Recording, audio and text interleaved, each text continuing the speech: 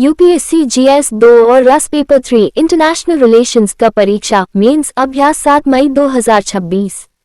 सवाल हाल ही में भारत और ईरान के बीच संपन्न हुआ 10 वर्षीय चाबहार बंदरगाह समझौता भारत की कनेक्टिविटी रणनीति और रणनीतिक स्वायत्तता स्ट्रैटेजिक ऑटोनॉमी के लिए गेम चेंजर साबित होगा। समालोचनात्मक विश्लेषण कीजिए। 250 शब्द। मॉडल उत्तर मॉडल जवाब। 1 भूमिका। हाल ही में भारत ने ईरान के चाबहार बंदरगाह शहीद बेहश्ती टर्मिनल के संचालन हेतु 10 वर्ष के दीर्घकालिक समझौते पर हस्ताक्षर किए हैं। ये समझौता न केवल मध्य एशिया के लिए एक सीधा मार्ग प्रदान करता है, बल्कि भारत की पश्चिम की ओर देखो लुक वेस्ट नीति का एक प्रमुख स्तंभ है। 2 मुख्य भाग। भारत के लिए सामरिक और आर्थिक महत्व।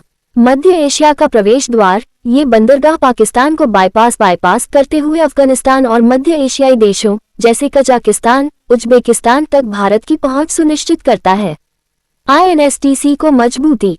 ये international north south transport corridor INSTC का एक महत्वपूर्ण हिस्सा है, जो रूस और यूरोप तक माल पहुंचाने के समय और लागत में 30-40% की कमी लाएगा।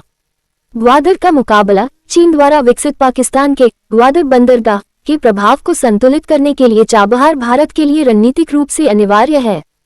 चुनौतियां। अमेरिकी प्रतिबंध CAATSA। ईरान पर अमेरिकी प्रतिबंधों के कारण इस परियोजना में निवेश और तकनीकी उपकरणों की आपूर्ति में बाधा आ सकती है। क्षेत्रीय अस्थिरता। पश्चिम एशिया, वेस्ट एशिया में चल रहे तनाव और ईरान इजराइल संबंधों का असर इस परियोजना की निरंतरता पर पड़ सकता है। प्रतिस्पर्धा। चीन का ईरान में बढ़ता प्रभाव। 25 वर्षीय समझौता भारत के लिए एक कूटनीतिक चुनौती है।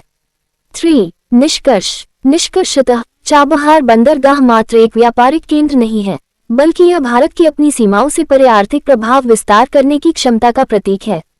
यदि भारत अमेरिका के साथ कूटनीतिक संतुलन बनाए रखने में सफल रहता है, तो ये समझौता यूरेशिया में भारत को एक नेट कनेक्टिविटी प्रोवाइडर के रूप में स्थापित करेगा।